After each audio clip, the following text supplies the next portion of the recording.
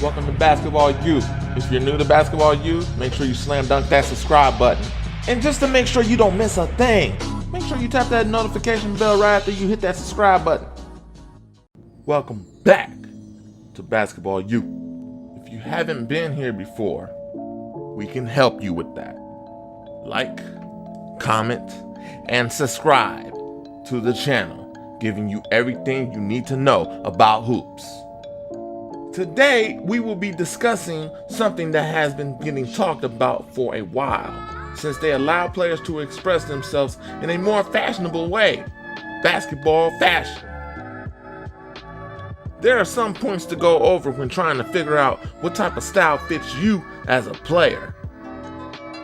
There are some really flashy players who wear clothes that you didn't know existed. And then there are some, well, it's just hard to say what exactly they were thinking when they stepped out the door. Then you have your simple style players that wear everyday clothes and keep it clean and casual. As we take a look at off-court fashion, we will take you back in time and see how it all has evolved. We think the flashy era started with none other than the style legend himself, Walt Clyde Frazier. Before the hip-hop culture was around and became influential in the world of fashion, things were based off where you were and also what you've seen through experience. But first, let's talk about the styles on the court. Now, looking back in time, the jerseys looked a tad bit small for some of these larger-than-life human beings. Man, what size were those shorts and jerseys? There definitely had to be a time that a player ripped their shorts or their jerseys. The small jerseys and shorts era lasted for some time, but that is when MJ stepped into the league. He decided he needed some bigger shorts to cover up his North Carolina shorts that he always wore under his jersey. This slowly started the trend of a bigger short and jersey trend leading to the 90s era.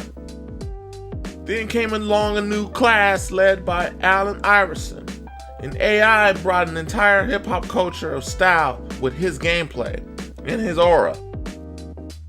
From the clean-cut baldness of MJ to what started out as a mini fro, then changed into cornrows with some pretty cool artistry to match with tattoos. Speaking of tattoos and some creative hair, there is no one else to bring up than the one and only, the Worm, Dennis Rodman, who might single-handedly be the most popular basketball star other than MJ during that time. We will talk about how he brought the most unorthodox style of play and fashion to the game. Tattoos started becoming a trend as well, and players picked that up as the years have went on. From sleeves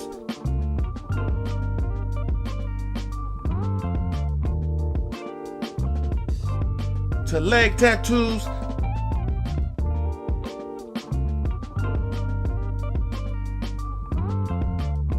to getting their entire body blasted.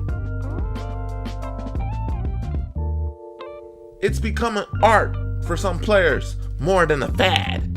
We touched on hairstyle a little bit, but that is something that's definitely changed over time. From high tops, it goes up, up, and up. It only comes down when they say it's time. To clean cuts, just lined up, ready to go. Nothing out of the ordinary, just very casual. To bald heads, nothing's growing out of it, just clean, shine, baldness, like Mr. Clean. To afros, when you just want to let it grow, you don't feel like getting it cut, let it all air out. Let it grow to the max. Let it grow like a chia pet. To cornrows, you got a lot of hair and you just want to make a design out of it, get it braided, want to stand out and look unique, mess around with it a little bit. to a few designs in your head, every player has their statement they make with their hair. The most popular thing on the court now is what is on the player's feet. The shoes, from low top Chuck Taylors to high top Chuck Taylors to Pumas to Nike and Reebok got into the fun as well. Every shoe company had a nice couple of year runs with a popular shoe. Now, shoes have went away from comfort and have went more into how abstract and colorful they can look. And even some foreign brands have gotten in the race of being the coolest shoe on the court. So much has happened with style on the court, and it all coming full circle as jerseys and shorts have went to smaller fit, and guys are taller and bigger in the league on average. So the jerseys almost seem more tailored fitted for most. Before we jump into the flashy fashion of the league off the court, make sure you hit that post notification or you will miss out on all the cool episodes we have coming up and information about hoops that we have for you. And thank you to everyone that has followed on social media and has subscribed to this channel and helped grow Basketball U. But enough of the shout outs. Let's talk about the crazy style of the original trendsetters of this off-court fashion thing. And the only one that comes to mind right away is Walt Clyde Frazier. Being in the mecca of fashion, New York, Walt Frazier had no choice but to be fly and flashy. Known for his array of black turtlenecks, gold chains, capes, and big hats, his style game was unmatched, and let's just say he was ahead of his time.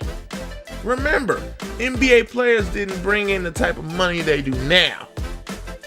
Frazier being a high pick in a big market and having access to some endorsement deals helped him start off his flashy presence.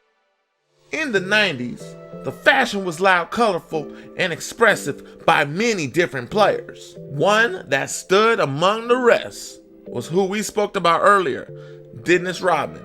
We could try to explain, but we will just let you be the judge yourself.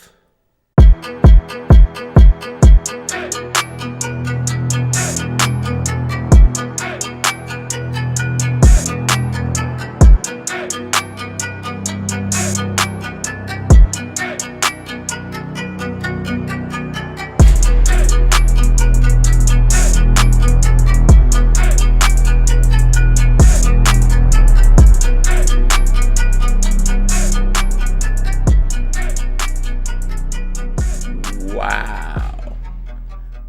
I don't think guys have anything close to what the Worm had in his wardrobe.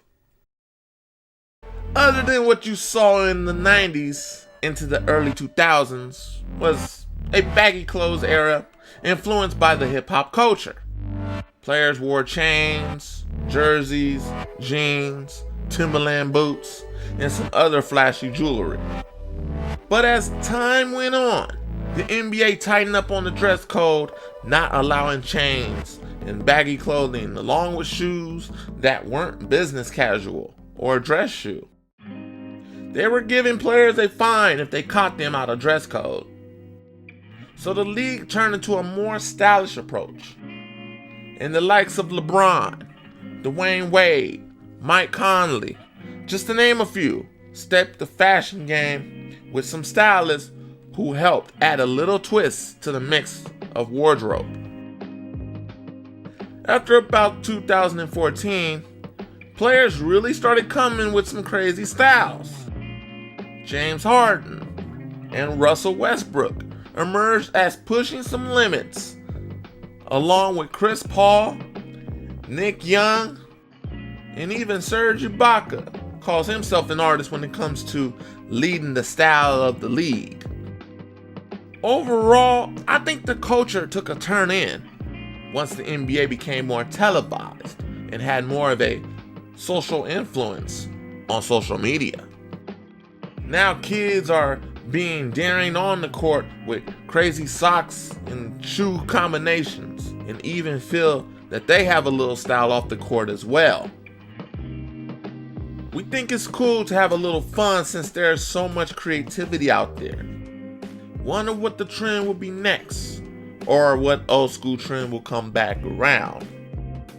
Thank you for watching us here on Basketball U.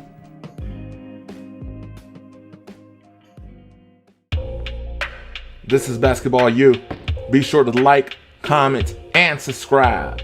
And also, follow all of our social medias right there in the description to keep yourself up to date, as this channel will have a lot of basketball, a lot of players, and a lot of training and more information on how to play the game of basketball. Remember, someone's always working. Are you?